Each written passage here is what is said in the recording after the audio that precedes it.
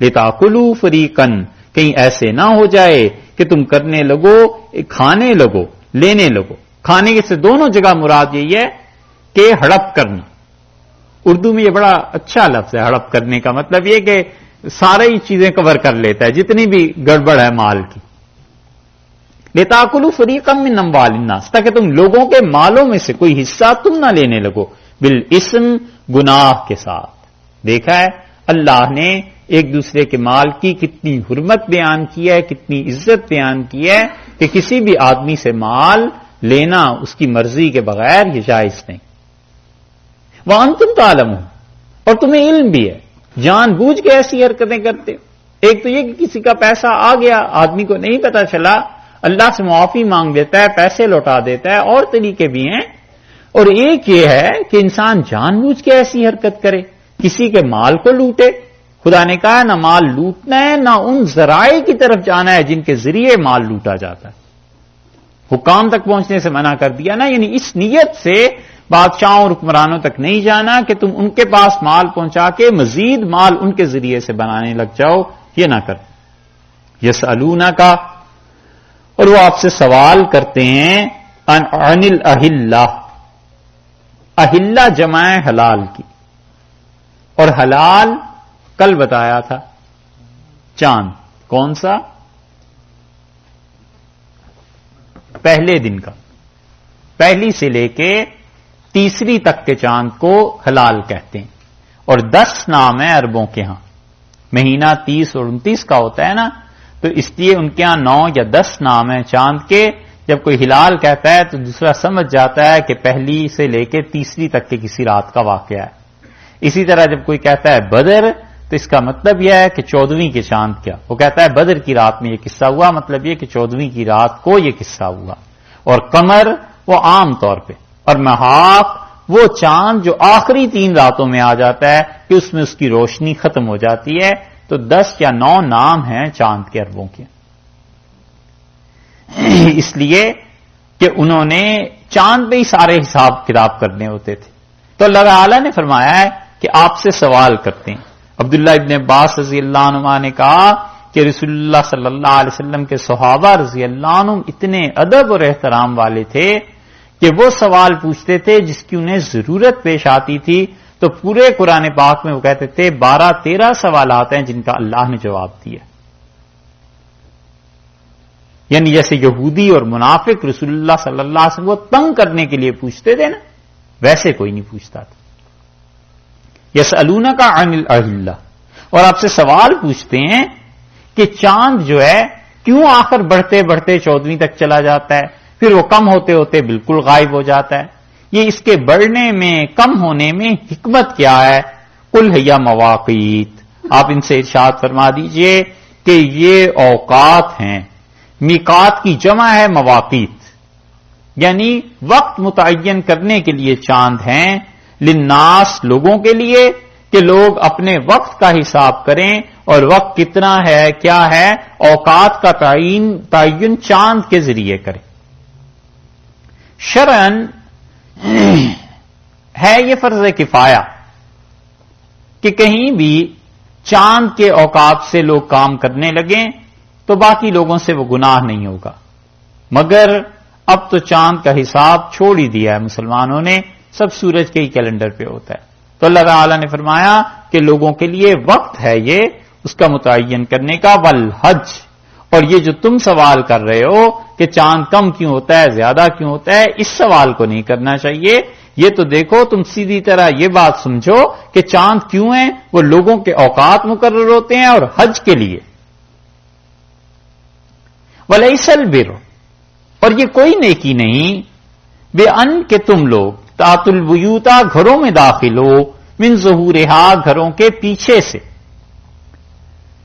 مدینہ منورہ کے لوگ جب حج کرنے آتے تھے تو یہ گھروں میں پھر دروازے سے داخل نہیں ہوتے تھے۔ مشرکین جو وہاں کے تھے کہتے تھے کہ جس گھر سے ہم گناہوں سمیت نکلے ہیں اسی دروازے سے واپس داخل ہوں، یہ تو کچھ اچھا نہیں معلوم ہوتا، تو پھر پچھلی گھر کی دیوار کو توڑ کے یا تو اس سے اندر آتے تھے یا چھت کھود لیتے تھے اور اوپر سے کود جاتے تھے۔ اور اللہ تعالی نے اس چیز کو حرام کیا، منع کیا، اللہ نے فرمایا یہ کوئی نیکی نہیں ہے کہ تم گھروں میں داخل ہو ان کے پیچھے سے، وَلَٰكِنَّ الْبِرَّ، حقیقی نیکی یہ ہے کہ من اتقا، جو انسان اللہ سے ڈرتا ہے وہ حقیقی نیکی ہے، وَأْتُوا الْبُيُوتَ، اور گھروں میں داخل ہوا کرو، من ابوابها، گھروں کے دروازے سے۔ گھر کے دروازے سے داخل ہونا مباح ہے، جائز ہے، درست ہے، اور بغیر دلیل کے اس دیوار کو توڑ کے اور چھت کو کھود کے اس سے کودنا، یہ ایسی چیز ہے اس پہ کوئی دلیل نہیں۔ اس سے فقہا نے بہت بڑی اصل لی ہے، بہت بڑا شریعت کا اصول ثابت کیا ہے، اور وہ کہتے ہیں کہ مباح کام کو بغیر دلیل کے عبادت سمجھنا اور مباح کام کو بغیر دلیل کے گناہ سمجھنا، یہ دونوں چیزیں حرام۔ مباح وہ کام جس پہ نہ ثواب ہے نہ عذاب ہے، کھانا کھانا مثلاً مباح ہے، کپڑوں کا پہننا مباح ہے، اسی طرح سواری پہ سوار ہونا مباح ہے، جب تک کہ اس میں نیت کسی کی صحیح نہیں تو وہ مباح کام عبادت نہیں ہے۔ مثلاً کسی آدمی نے کھانا کھایا کہ اس لیے کھانا کھاتا ہوں کہ اس سے اللہ کی عبادت میں مدد ملے گی،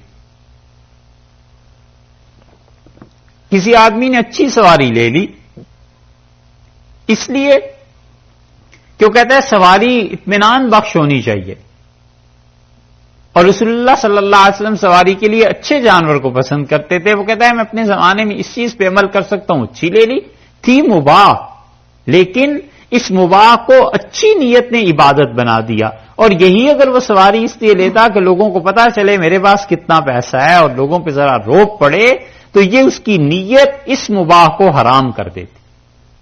تو مباح کام اصل میں جائز ہوتا ہے، انسانوں کی نیت اسے خراب کرتی ہے یا عبادت بناتی ہے۔ تو اب مباح کام پہ کوئی آدمی حکم لگانے لگے کہ جناب یہ تو بدعت ہے، یہ ناجائز ہے، کوئی حق نہیں اسے پہنچتا۔ اللہ نے فرمایا وَأْتُوا الْبُيُوتَ مِنْ أَبْوَابِهَا، گھروں میں داخل ہو اس کے دروازے سے، یعنی جو اللہ نے نیچرل چیزیں مقرر کر دی ہیں بس ان کو ایسے استعمال کرنا چاہیے۔ تم نے جو کام شروع کیا کہ گھروں کے چھت کھود دو یا پچھلی دیواروں کو توڑ دو، اللہ کو یہ چیز پسند نہیں ہے۔ وَاتَّقُوا اللَّهَ، اور ڈرو اللہ سے، لَعَلَّكُمْ تُفْلِحُونَ، تاکہ تم فلاح پا جاؤ۔ تقوی کے ساتھ فلاح کو ملا دیا کہ فلاح جو ہے اصل میں تقوی میں ہے، اور انسان متقی رہے، بچتا رہے۔ جن جن چیزوں کے متعلق انسان کو اندازہ ہے کہ اگر میں نے آج یہ چیز اپنے لیے یہ چیپٹر کھول لیا تو اس کے بعد میں حرام چیز میں پڑ جاؤں گا، بالکل اس چیز کے قریب ہی نہ جائے، تاکہ اپنے آپ کو بچاتا رہے۔ اسی طرح جو مباح کام ہیں ان پہ بدعت ہونے کا فتویٰ بھی نہیں لگانا چاہیے۔ کسی سے پوچھ تو لے کہ اس کی نیت کیا ہے، کیوں یہ کام کر رہا ہے۔ حدیث میں آتا ہے کہ ایک آدمی دھوپ پہ کھڑا تھا اور رسول اللہ صلی اللہ علیہ وسلم فرمایا اس سے کیا ہو گیا؟ تو عرض کیا گیا کہ یہ آدمی کہتا ہے کہ میں سائے میں نہیں بیٹھوں گا اور دھوپ پہ چلتا رہوں گا اور ایسے حج کروں گا، اور نہ میں پانی پیوں گا اللہ کے لیے۔ تو رسول اللہ صلی اللہ علیہ وسلم اسے کہو سائے میں بھی آئے، اور اسے کہو پانی بھی پیے، اور اسے کہو حج بھی کرے۔ گویا ناپسند کیا اس بات کو کہ کوئی آدمی خام خواہ اپنے نفس پہ پابندیاں لگاتا رہے، اللہ کو تو اس سے کچھ فرق پڑتا نہیں، آدمی تنگ آ کے پھر آہستہ آہستہ دین سے بھی متنفر ہو جاتا ہے۔ اس لیے کبھی بھی اپنے لیے ایسی مشکلات نہیں کھڑی کرنی چاہیے، تقوی رہے، اللہ کے ساتھ تعلق میں تقوی رہتا ہے تو آدمی فلاح پاتا ہے۔ تین چیزیں ہو گئیں۔ اس کے بعد اب یہاں سے دوسرا حصہ شروع کیا، نہ دوسرا حصہ تو پہلے شروع ہو گیا تھا، تین انتظامی امور ہو گئے، ایک وصیت اور ایک قتل کا حکم، ایک وصیت کا، تیسرے مال کا، اور وہ ایک آ گیا کام ایسا کہ اپنی طبیعت کے ٹھیک کرنے کے لیے روزے رکھتے رہنا۔ اب یہاں سے نئی بات شروع کی جا رہی ہے، اور اللہ تعالیٰ فرماتے ہیں کہ دیکھو اسلامی معاشرہ اگر قائم کرنا ہے اور اسلام کے ان احکامات پہ تو تمہیں اس معاملے میں جہاد کی بھی ضرورت پیش آ سکتی ہے، اللہ کے راستے میں لڑائی کی بھی، تو اللہ کے راستے میں جہاد کرو۔ اس کو یہاں سے شروع کر رہے ہیں، اور مفسرین کے مطابق یہ پہلی آیت ہے جو کہتے ہیں کہ نازل ہوئی ہے جہاد کے بارے میں۔ لیکن زیادہ صحیح رائے ان مفسرین کی ہے جو سورہ حج کی آیت کا حوالہ دیتے ہیں۔ اللہ نے فرمایا اذن للذین یقاتلون، اور اللہ کی طرف سے اجازت دی جاتی ہے اب جہاد کرنے کی ان لوگوں کو ظلموا، جن لوگوں پر بڑا ظلم ہوا ہے، 13 برس مکہ مکرمہ میں رہ کے اور بالکل پیس دیے گئے، اور وہ خون اور آگ کے دریا سے گزر کے نکلے تھے اور ہجرت انہوں نے کی تھی۔ اللہ نے فرمایا اب ہم اجازت دیتے ہیں، اور بعض کا خیال یہ ہے کہ یہ پہلی آیت ہے۔ اللہ نے فرمایا وقاتلوا، اور جہاد کرو فی سبیل اللہ، اللہ کی راہ میں، الذین، ان لوگوں سے، یقاتلونکم، جو لوگ تم سے لڑنے کے لیے آئیں، الذین یقاتلونکم، جو لوگ تم سے لڑنے کے لیے آئیں۔ یہ حکم دیا پہلے کہ وقاتلوا فی سبیل اللہ، اللہ کی راہ میں جہاد کرو۔ اس کے بعد 3 شرطیں اللہ نے لگائی ہیں۔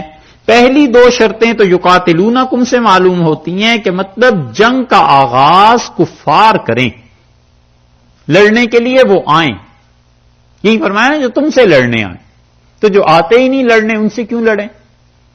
ایک شرط تو یہ ہو گئی کہ جو تم سے لڑنے آ رہے ہیں ان سے تم نے بھی لڑنا ہے، اور دوسرے یہ کہ ان سے جہاد کرنا ہے جو تم سے لڑ رہے ہیں، اور وہ براہ راست لڑ رہے ہیں، میدان جنگ میں آئے ہوئے ہیں، حربی کافر ہیں تو بھی، اور ان کو اگر کوئی سپورٹ کر رہا ہے بیک پہ بیٹھ کے تو اس سے بھی، کیونکہ وہ بھی حربی کافروں میں شمار ہے۔ دونوں چیزیں آ گئی۔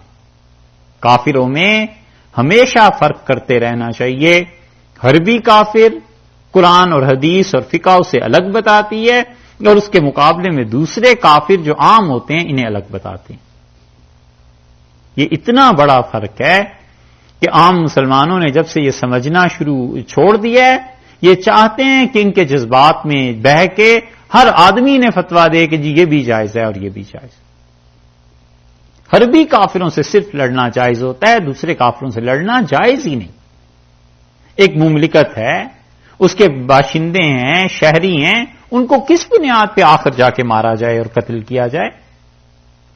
اگر محض کفر کی وجہ سے قتل جائز ہوتا تو رسول اللہ صلی اللہ علیہ وسلم نے آخر یہ کیوں فرما دیا تھا کہ جا رہے ہو تو خیال کرنا عورتوں کو نہیں قتل کرنا اور بچوں کو نہیں قتل کرنا اور ان کو بھی نہیں قتل کرنا جو اپنی عبادت گاہوں میں خدا کی عبادت کر رہے ہیں۔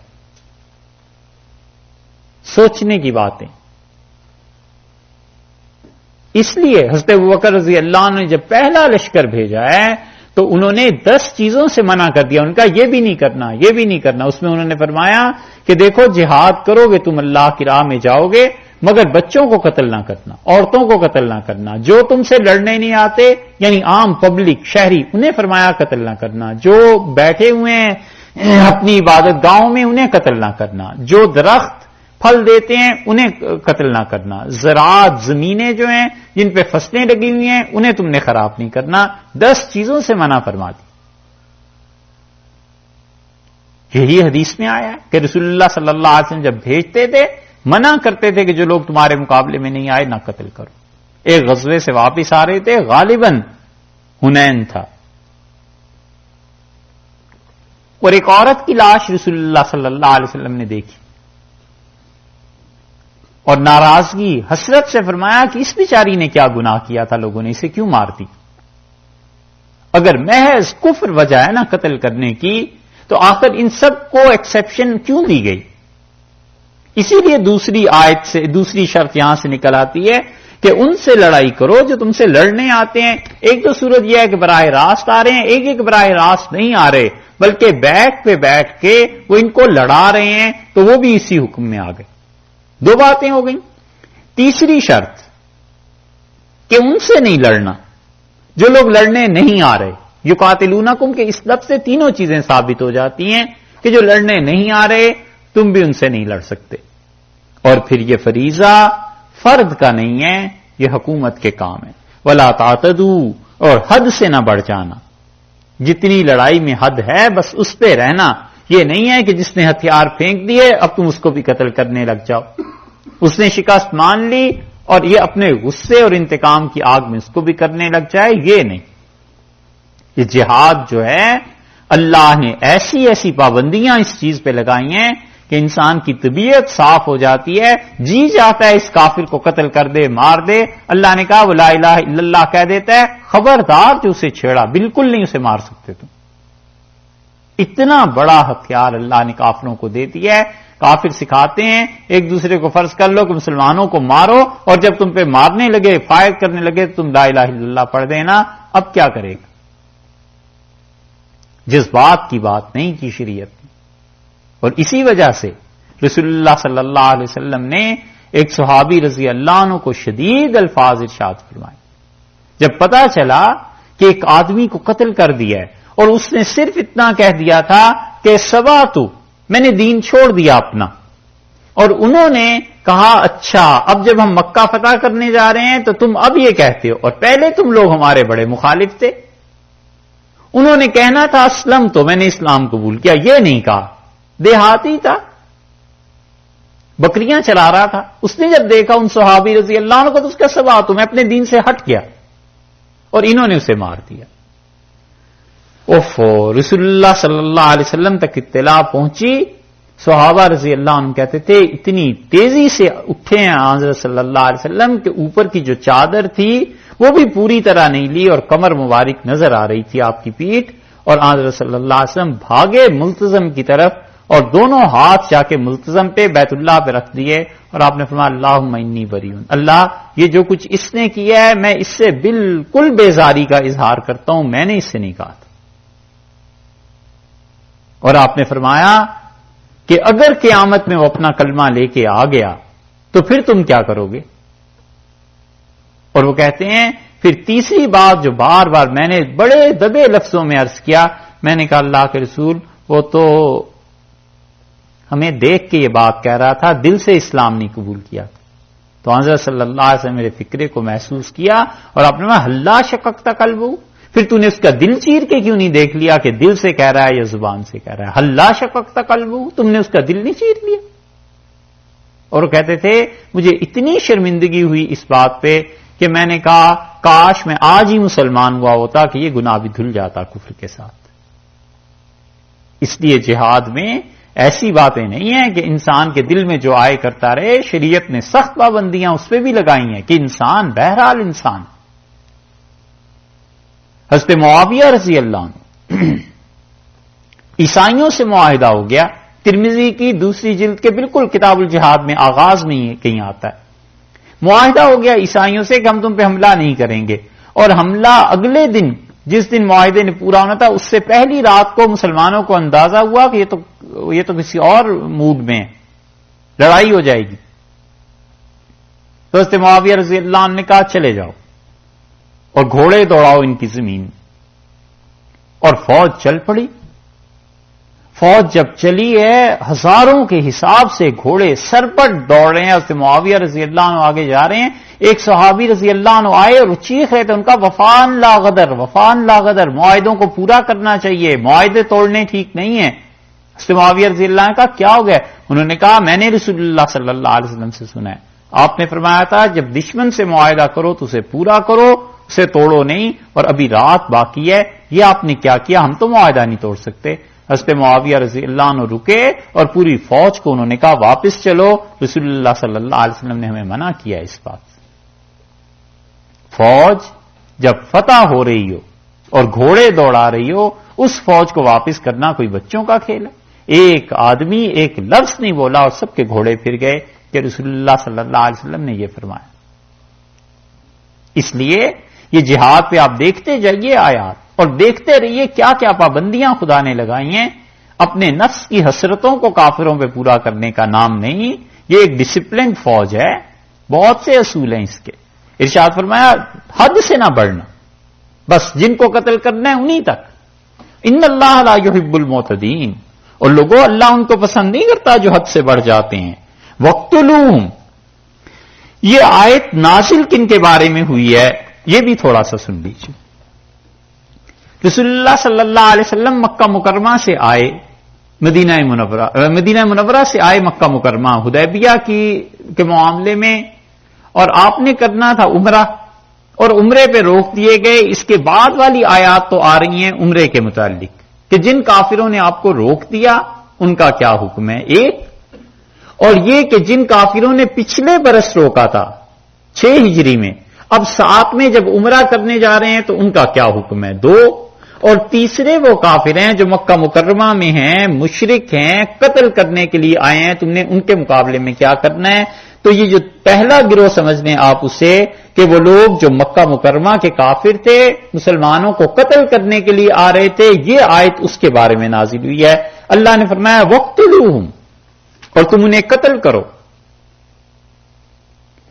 یہ فریضہ سارے مفسرین کہتے ہیں کہ انفرادی طور پر نہیں، بلکہ لشکر کا وجود اور امیر کی قیادت، یہ سب چیزیں ہوں گی تب کافروں کو قتل کیا جائے گا جو کہ مسلمان مملکت پر حملہ کرنے آئے ہیں۔ انفرادی عبادت نہیں ہو سکتی، ٹھیک ایسے ہی جیسے اللہ نے پیچھے حکم دیا تھا نا کہ جس نے قتل کیا ہے اس کے قصاص میں قتل کرنا ہے، تو وہ حکم بھی حکومت کے لیے ہے، عام عوام کے لیے نہیں۔ وہاں پہ فرمایا ہے نا کہ اللہ نے قصاص کو ضروری قرار دیا ہے کہ جو قتل کرتا ہے اس پہ قتل کی سزا نافذ ہونی چاہیے، پبلک کا اس میں کوئی حصہ نہیں، حصہ گورنمنٹ کا ہے۔ اسلامی حکومت جب قائم ہو جائے، آپ کو اگر یاد ہو ہم بار بار وہاں کہتے رہے ہیں کہ یہ حکومت کے لیے، کہ حکومت کے لیے کام ہے کہ وہ اسی طرح کوئی آدمی دیکھتا ہے اس دوسرے نے چوری کر لی، یہ تھوڑا ہی اجازت ہے کہ اس کا ہاتھ کاٹ دے، بالکل نہیں، یہ تو حکومت کے کام ہے، اس کا نہیں۔ اسی طرح یہ جو جہاد ہے یہ حکومت ڈکلیئر کرے اس جہاد کو، کیوں نہیں حکومتیں ڈکلیئر کرتی؟ ایک طرف سفیر بھیجے ہوئے ہیں کہ مطلب آپ ہماری طرف سے امن میں اور ہم آپ کی طرف سے امن میں۔ اب تک دنیا میں قاعدہ ہے کہ جن کے ساتھ جنگ کرنی ہوتی ہے سب سے پہلے حکومت اپنی سفارتی تعلقات کو توڑ لیتی ہے، مطلب یہ ہے کہ ہم اپنی سفیر کو واپس بلا رہے ہیں، آپ کا بھیج رہے ہیں، اب اس کے بعد ہم دونوں ایک دوسرے سے امن کی حالت میں نہیں۔ یہی ہے نا اب تک، ایک طرف سفیر بھی بھیجے ہوئے ہیں کہ ہم مطمئن رہیے ہم امن والے ہیں، اور دوسری طرف اندر ہی اندر لڑاتے بھی ہو۔ یہ سیاستیں ہیں، یہ دین کا اس سے کوئی تعلق نہیں۔ اور مصیبت یہ ہو گئی ہے کہ لوگ چاہتے ہیں جو ان کے اپنے ذہن کی سیاست ہے اس پہ بھی کسی سے فتویٰ مل جائے۔ اللہ نے فرمایا وَاقْتُلُوهُمْ، انہیں قتل کرو، یعنی یہ اسٹیٹ کا کام ہے۔ اسی لیے ہندوستان میں یا دنیا کے کسی بھی حصے میں بھی مسلمانوں کے جو غیر مسلموں کے ساتھ فسادات ہوتے ہیں وہ بلوے ہیں، مسلمانوں کو اس میں جتنے بھی حق پہ ہوں اجر ملے گا، شہادت ہے، اور اللہ اپنی پناہ میں رکھے ایسا وقت نہ آئے، مگر جو کچھ بھی ہو اسے وہ جہاد نہیں قرار دیا جا سکتا جو جہاد اللہ نے کہا ہے ڈکلیئر ہونا چاہیے۔ وہ کوئی حکومتوں کی جنگ تھوڑے ہی ہے، وہ تو مقامی آبادیاں ہیں جن کے دماغ علیہ باللہ خراب ہو گئے ہیں، اور جذبات میں آ کے یہ چیزیں ایسے تھوڑے ہیں کہ دوسری طرف سے مسلمانوں کو بھی تیار کرو جہاد کا نام لے کے کہ مارو ان ہندوؤں کو اور مارو ان کافروں کو اور یہ کرو، یہ چیزیں درست نہیں۔ جذباتی ہاتھوں میں قیادت چلی گئی اور قوم کو غذا ملتی ہے نعروں کی، تو جس قوم کو نعروں پہ پالا گیا ہو نا، جن کو نعروں کی غذا دی گئی ہو، وہ پھر کبھی سنجیدگی کی بات سنتے ہی نہیں۔ حضرت علی رضی اللہ عنہ کی بات جو انہوں نے 36-40 ہجری میں فرمائی تھی، آج 1425 برس ہو گئے، کم سے کم 1385 برس کے بعد بھی ہمیں لگتا ہے جیسے امیر المومنین رضی اللہ عنہ آج کی حالت دیکھ رہے ہیں اور فرما رہے ہیں۔ انہوں نے کہا میری فوج، میری قوم والو، میرے فوجیوں، انتم اتباع کل نائکن، ہر آدمی جو چیخ چیخ کے بولنا جانتا ہے نا تم اس کے پیچھے چل پڑتے ہو، اور جو تمہیں کام کی بات بتاتا ہے تم اس کی نہیں مانتے۔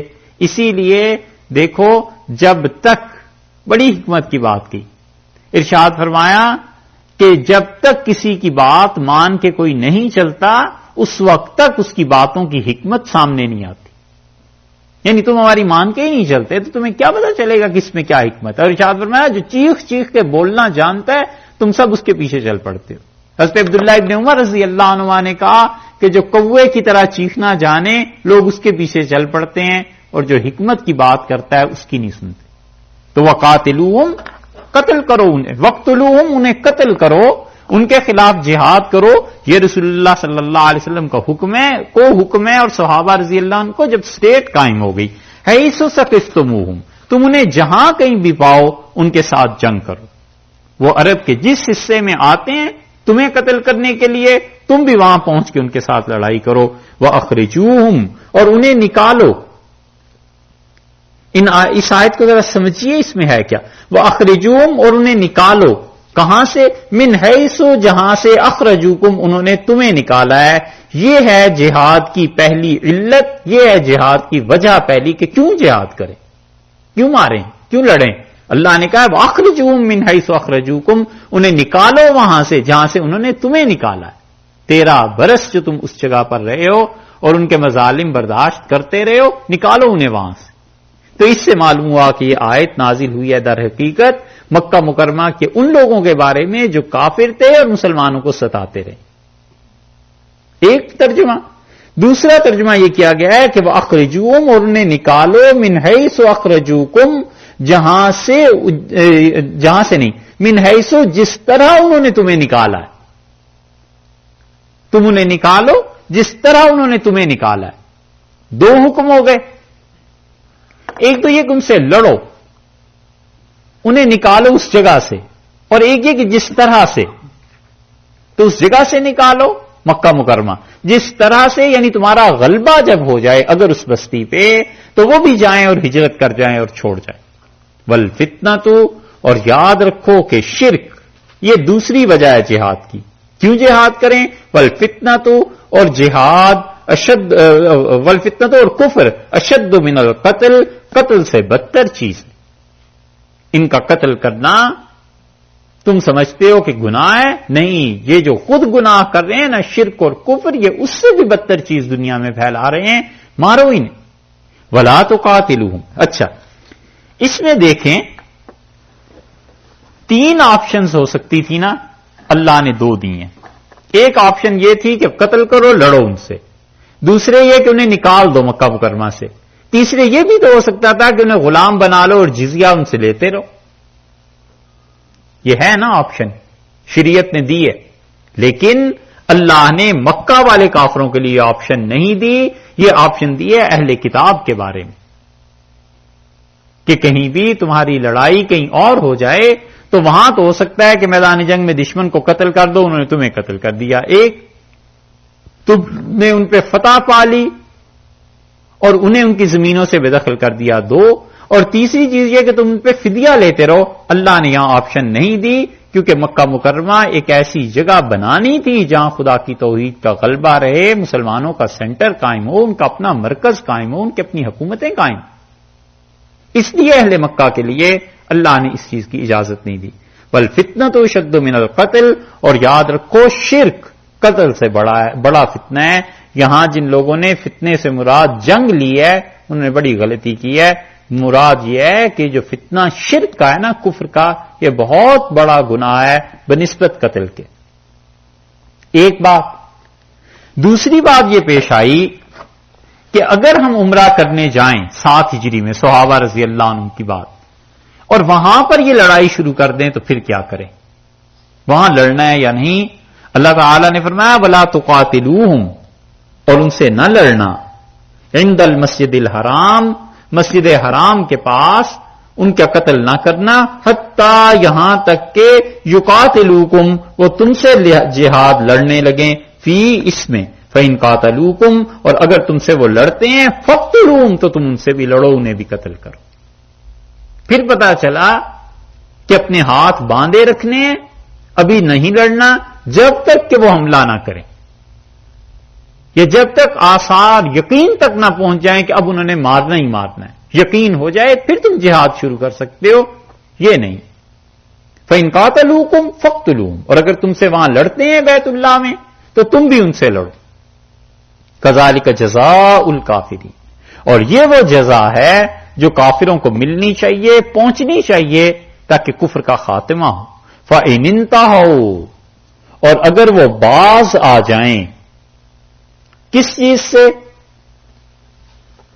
فَإِنِ انْتَهَوْا، اگر باز آ جائیں شرک سے. یہ ہے. اس لیے یہاں جو لوگ یہ سمجھے ہیں نا کہ وہ لڑنے سے باز آ جائیں، کوئی معنی نہیں بنتے اس کے. لڑنے سے اگر باز آ گئے تو چلیے، پھر کیا ہوا؟ پھر وہ کافر ہی رہے نا. تو آگے فإن اللہ غفور الرحیم، اللہ بخشنے والا ہے، مہربان ہے، تو کیا مطلب؟ اسی لیے یہاں کہتے ہیں فإن انتہوا، اور جنگ شروع ہو جائے اور وہ ایمان لے آئیں. جب تم نے مارنا شروع کیا تو انہوں نے کہا لا الہ الا اللہ، تو اللہ نے کہا ہے بس فإن اللہ غفور الرحیم، اللہ ان کے عقائد جو کفر اور شرک اور جو کچھ انہوں نے کیا ہے، تمہارا قتل بھی کیا ہے، اللہ نے سب کو معاف کیا. اور حتیٰ کہ حرم میں، خدا کے گھر میں لڑائی ہوئی ہے جہاں خون بہانا قطعاً حرام تھا، اللہ سب کو بخشنے والا ہے، مہربان. کوئی ٹھکانہ ہے اس کے کرم کا، کوئی ٹھکانہ ہے اس کی رحمتوں کی وسعت کا کہ فرمایا اگر لڑیں تو لڑو، اور اگر وہ باز آ جاتے ہیں، ایمان قبول کر لیتے ہیں، خبردار اب نہیں لڑنا. وقاتلوہم، اور تم ان کے خلاف جہاد کرو، حتیٰ یہاں تک کہ لا تکون فتنۃ، کوئی فتنہ شرک باقی نہ رہے. یہ مشرکین مکہ ہیں. جساس حنفی فقہا اس پہ لکھتے ہیں، جساس رازی رحمت اللہ علیہ خاص طور پہ احکام القرآن میں وہ کہتے ہیں کہ قاتلوہم سے مراد ان مشرکین سے لڑو جو مکہ مکرمہ میں ہیں، حتیٰ لا تکون فتنۃ، یہاں تک کہ شرک ختم ہو جائے، ویکون الدین للہ، اور دین صرف اسلام رہ جائے اللہ کے لیے. یعنی مشرکین مکہ کے لیے صرف جہاد ہے یا اسلام ہے، تیسرا آپشن نہیں دیا. یہاں بھی دیکھا آپ نے، دو ہی باتیں ارشاد فرمائی ہیں کہ وقاتلو، ان سے جہاد کرو، حتی لا تکون فتنۃ، یہاں تک کہ شرک ختم ہو جائے، ویکون الدین للہ، اور دوسری بات یہ کہ اسلام کا غلبہ ہو جائے. تیسری چیز نہیں ہے کہ مکہ میں مشرکین کو چھوڑ دیا جائے. فإن انتہوا، اور اگر وہ باز آ جائیں، فلا عدوان، سو کوئی وہ زیادتی نہیں ہے، الا علی الظالمین، مگر وہ لوگ جو اپنے حق میں ظلم کرنے والے ہیں وہی زیادتی کرتے ہیں. باز آ جائیں، شرک کو چھوڑ دیں، اب مت لڑو ان سے، اب تم انہیں کچھ بھی نہیں کہہ سکتے. صحابہ کرام رضی اللہ عنہم کو ایسی چیزیں پیش آتی تھیں، اور کسی بھی وقت ہو سکتا ہے کہ کافروں نے مسلمانوں کا زبردست نقصان کیا اور اس کے بعد وہ کہتے ہیں جی ہم مسلمان ہوتے ہیں، اب کیا کرے کوئی مسلمان؟ اللہ نے کہا چھوڑ دو، فلا عدوان الا علی الظالمین، اور اب تو جو بھی قتل کرے گا وہ اپنے حق میں ظلم کرنے والا ہوگا، اللہ کے یہاں جواب دینا پڑے گا. دو باتیں ہو گئیں. تیسری چیز صحابہ رضی اللہ عنہ کو یہ پیش آئی کہ ذیقعدہ میں گئے ہیں یہ حدیبیہ کے لیے. تفصیل تو اس کی سورہ فتح میں آتی ہے. رسول اللہ صلی اللہ علیہ وسلم نے خواب دیکھا کہ وہ اللہ کے گھر میں داخل ہو رہے ہیں اور یہ چیزیں طواف وغیرہ کر رہے ہیں. تو حضرت صلی اللہ علیہ وسلم نے لوگوں کو بتایا، اور خیر حدیبیہ کے لیے لوگ آ گئے کہ عمرہ کرنا ہے.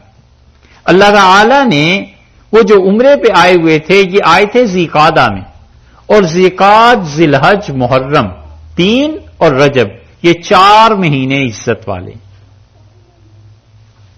ذیقعد، ذی الحج، محرم اور رجب یہ 4 مہینے ایسے ہیں جن کے لیے اللہ نے فرمایا ہے ہم نے اس دن سے ان مہینوں کو عزت دی ہے جس دن ہم نے زمین اور آسمان کو پیدا کیا. سورہ توبہ میں دیکھیے آپ 10ویں پارے میں، وہاں اللہ نے اس کا تذکرہ کیا.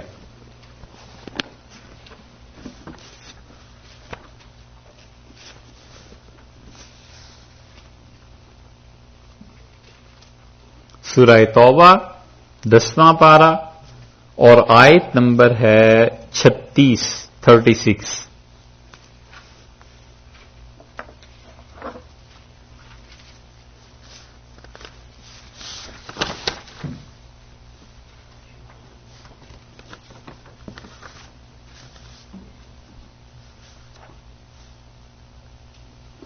ملی جی. ان عدت الشہور، اور لوگوں مہینوں کی گنتی، عند اللہ، اللہ کے ہاں، 12 شہرن، 2 اور 10 12 مہینے ہیں. اللہ کے ہاں سال میں 12 مہینے ہیں. فی کتاب اللہ، خدا کے ہاں لوح محفوظ میں، یوم خلق السماوات والارض، جس دن اللہ نے آسمانوں کو پیدا کیا تھا اور زمین کو، اس دن سے اللہ نے سال میں 12 مہینے رکھے. منہا، اور ان میں سے 4 حرم، 4 مہینے اللہ نے عزت والے رکھے ہیں، 4 مہینے بہت عزت والے ہیں. ذالک الدین القیم، یہ ہے وہ دین جو بالکل صحیح ہے، یہ ہے وہ طریقہ جو بالکل صحیح ہے. فلا تظلموا فیہن انفسکم، ان 4 مہینوں میں اپنے اوپر ظلم نہ کرنا. وقاتلوا المشرکین کافۃ، اور مشرکین سے ایسے ہی قتل کرتے رہنا جہاد، کما یقاتلونکم کافہ، جیسے کہ وہ سب تم سے جہاد کرتے، تم سے جنگ کرتے ہیں. وَاعْلَمُوا أَنَّ اللَّهَ مَعَ الْمُتَّقِينَ، اور یاد رکھو اللہ ان کے ساتھ ہے جو متقی. یہ مقام ہے جہاں اللہ نے فرمایا کہ 4 مہینے، اور پھر فرمایا فَلَا تَظْلِمُوا فِيهِنَّ أَنفُسَكُمْ، اپنی جانوں پہ ظلم نہ کرنا، ان مہینوں میں گناہ نہ کرنا. تو اس لیے یہ جو 4 مہینے ہیں نا، ذیقعد، شوال میں چھوٹی عید ہوتی ہے نا، اس کے بعد ذیقعد آتا ہے، ذی الحج، پھر محرم اور پھر رجب. ان 4 مہینوں میں گناہ کرنا اور مہینوں کی نسبت سے زیادہ عذاب کی چیز ہے. اسی لیے گناہ اول تو کرے ہی نہ، لیکن فقہا کہتے ہیں جو ان 4 مہینوں میں گناہ کرتا ہے وہ گناہ زیادہ عذاب خدا کا لاتا ہے بنسبت اور مہینوں کے. باقی 8 مہینے بھی ہیں مگر ان میں تو زیادہ خدا کا عذاب آتا ہے. یہ 4 مہینے اشہر حرم کہلاتے تھے. دنیا میں اب بھی شاید ایسے کیلنڈر ہیں جہاں سال میں 12 سے زیادہ مہینے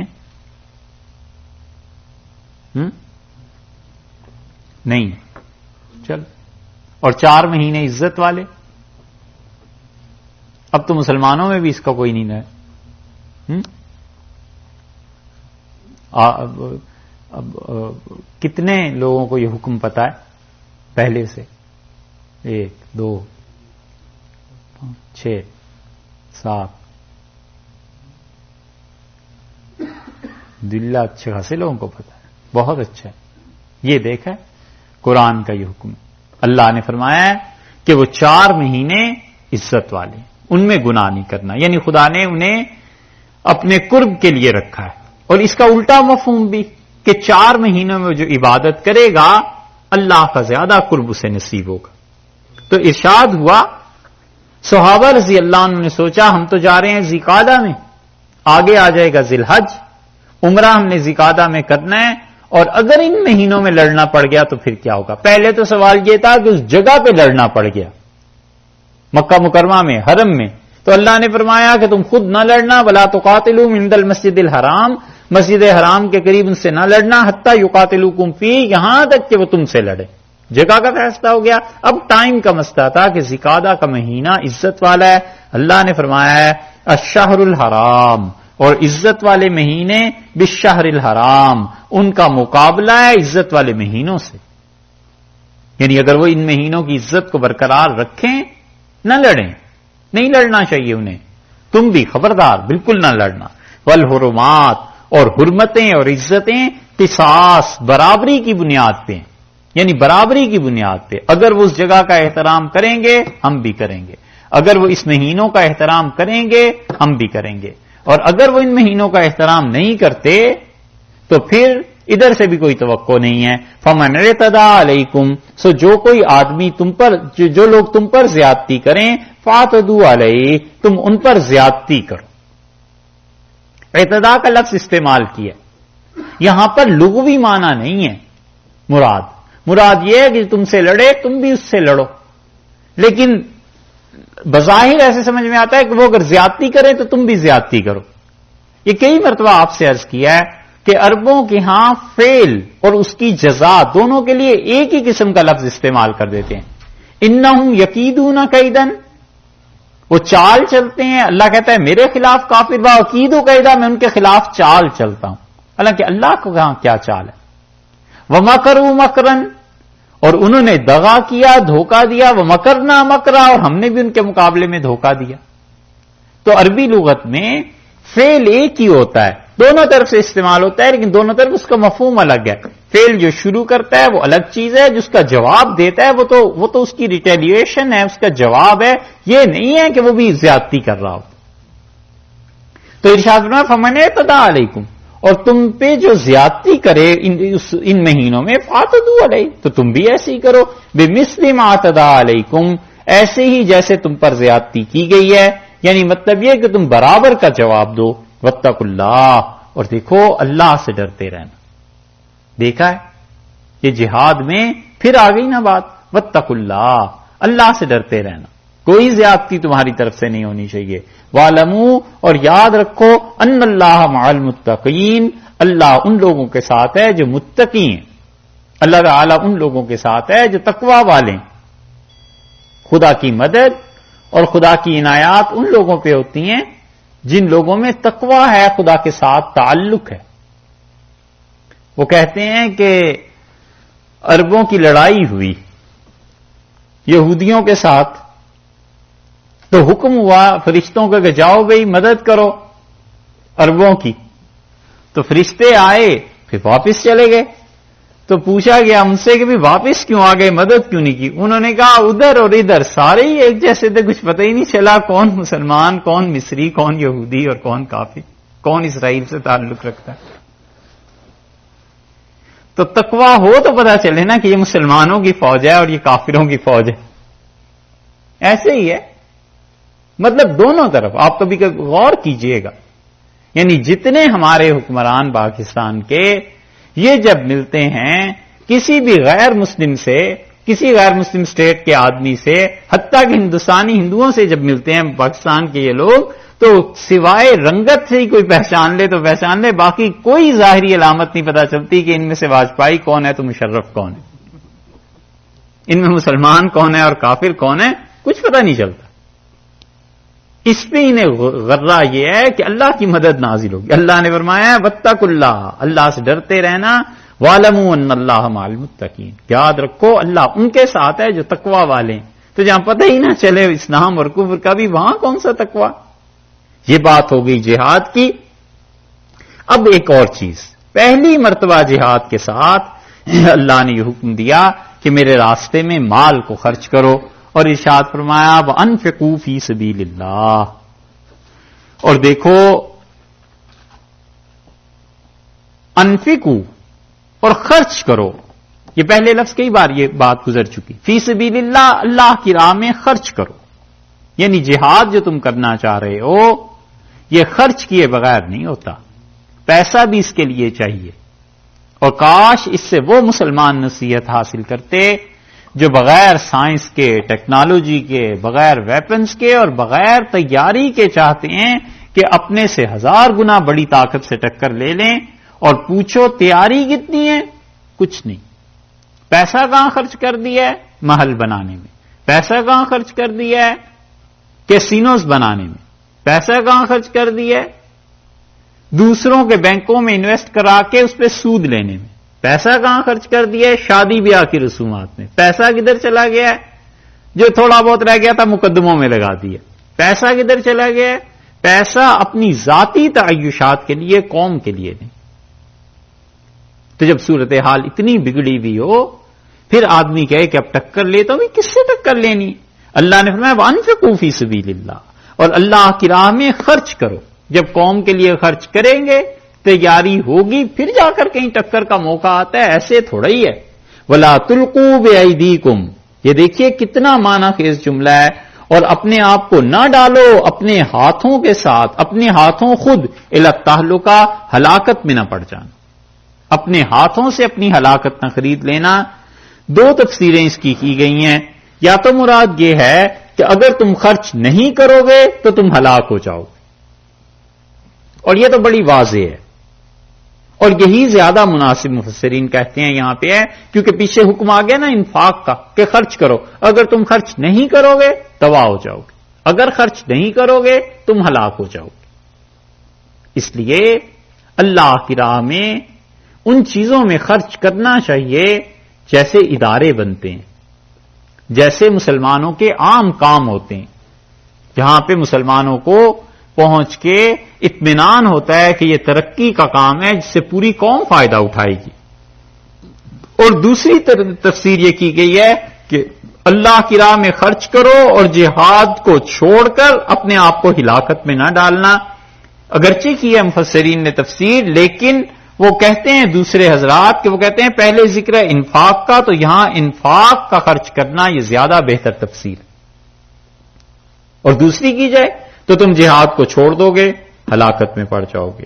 وَأَحْسِنُوا، اور نیکی کرتے ہی رہنا.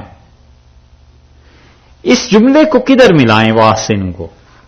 پیچھے ملائیں تو پھر ہوگا ولا تلقوا بأیدیکم الی التہلکہ واحسنوا، اور دیکھو یہ اگر تم خرچ نہیں کرو گے تو ہلاکت تک پہنچ جاؤ گے، اور یہ نیکی کا کام یہ والا کرتے رہنا، اور اگر آپ وقف کر لیتے ہیں التہلکہ پر تو واحسنوا کو آگے ملائیں، واحسنوا ان اللہ یحب المحسنین، اور نیکی کرتے رہنا، اللہ کو لوگ اچھے لگتے ہیں جو نیکیاں کرتے رہتے ہیں۔ احسان کا سلوک، اچھا رویہ، یہ کرتے رہیں۔ اس لیے انسان سوچتا رہے کہ میں اپنے مال کا کتنا حصہ اللہ کی راہ میں خرچ کرتا ہوں اور کہاں خرچ کرتا ہوں۔ صرف خرچ کرنا مسئلہ نہیں، مسئلہ یہ بھی ہے کہ اچھی جگہ پہ خرچ ہو۔ حقیقی مسئلہ وہی ہے، وگرنہ خرچ تو کرتا ہی ہے، بغیر خرچے کے آدمی کہاں رہتا ہے، پیسے جاتے رہتے ہیں۔ اچھی جگہ پہ خرچ کرنا، یہ چیز ہو گئی۔ اور اب دوسری چیز یہاں سے شروع ہوئی ہے کہ وہ چیز جو تمہاری طبیعت کو ٹھیک رکھے گی، وہ چیز جس کی وجہ سے اللہ کا قرب تمہیں نصیب ہوگا، یہ دوسرا امر ہے اصلاح کے لیے۔ پہلا امر اصلاح کا کیا تھا؟ روزہ۔ دوسرا امر حج، وَأَتِمُّ الْحَجَّ وَالْعُمْرَةَ لِلَّهِ، اور کرتے رہنا حج کو اور عمرے کو اللہ کے لیے۔ مطلقاً واو جو آیا ہے جمع کے لیے آیا ہے، حج اور عمرے کے درمیان جو واو ہے نا، یہ صرف جمع کے لیے ہے، یعنی حج اور عمرے کو اللہ کے لیے کرو۔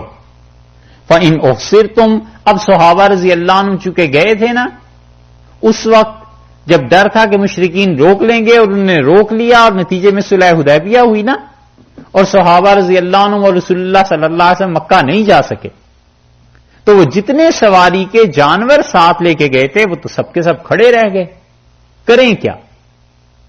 تو حضرت صلی اللہ علیہ وسلم ام المومنین ام سلمہ رضی اللہ عنہا کے پاس گئے، اور آپ نے فرمایا ام سلمہ میں نے معاہدہ کر لیا ہے، اور انہیں کیا ہو گیا ہے، یہ کیوں نہیں جانوروں کو ذبح کرتے؟ یہ جو ہمارے ہاں مشہور ہے نا بات کہ عورتوں سے مشورہ نہ لیا کرو، کہتے ہیں نا، اور کہتے ہیں کہ ان کی عقل جو ہے وہ پاؤں میں ہوتی ہے اور وہ بھی ایڑی میں ہوتی ہے، یہ سنا نہیں؟ اور کہتے ہیں عورتوں سے مشورہ لو، جو مشورہ دیں اس کے بالکل برعکس چلو، الٹا کرو اس سے، اور پھر اس پہ حضرت عمر رضی اللہ عنہ یہ کہا، اور فلاں نے یہ کہا، فلاں نے یہ کہا ہے۔ ایسی ایسی باتیں ہیں، کیا کیا کس کس چیز کی تردید کریں؟ رسول اللہ صلی اللہ علیہ وسلم نے اگر عورتوں سے مشورے ایسے ہی حرام ہوتے، کبھی بھی اپنی اہلیہ سے مشورہ نہ لیتے۔ حدیبیہ جیسے موقع پر کافروں کے ساتھ معاہدہ ہوا ہے، اور رسول اللہ صلی اللہ علیہ وسلم نے فرمایا میں نے انہیں کہا ہے کہ اٹھو اور قربانی کے جانوروں کو ذبح کرو، اور ام سلمہ یہ کیوں بیٹھے ہوئے؟ ان کا اللہ کے رسول آپ چاہتے ہیں ایسے ہو؟ تو آپ نے فرمایا میں چاہتا ہوں۔ ان کا آپ کچھ مت کریں، جا کے اپنی قربانی کا جانور ذبح کریں اور پھر دیکھیں۔ اور رسول اللہ صلی اللہ علیہ وسلم اپنی قربانی کا جانور جب لٹایا ہے، صحابہ رضی اللہ عنہ اٹھ کھڑے ہوئے جانوروں کی طرف، اور حضرت انس رضی اللہ عنہ کہتے ہیں ایسے دوڑے ہیں کہ لگتا تھا ایک دوسرے کو قتل کرنے لگے ہیں، کیونکہ ان کے لیے ام سلمہ رضی اللہ عنہ جانتی تھی اس سے بڑی نیکی کوئی نہیں تھی کہ رسول اللہ صلی اللہ علیہ وسلم جو کچھ کریں ہمیں ویسے ہی کرنا ہے۔ تو اہلیہ کا مشورہ تھا ام المومنین ام سلمہ رضی اللہ عنہا کا، یہ بخاری وغیرہ کی روایات میں آتا ہے اگر عورتوں سے مشورے اتنے ہی غلط کام ہے نا، تو یہ حضرت صلی اللہ علیہ وسلم کی سنت ہے، طریقہ ہے۔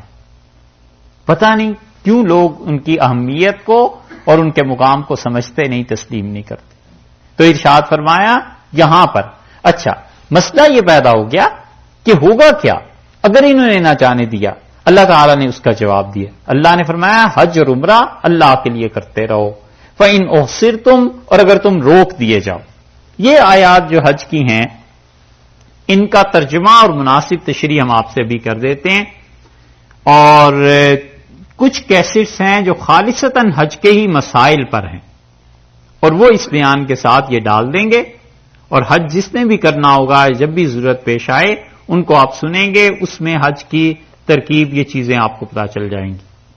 3 قسم کا حج ہے۔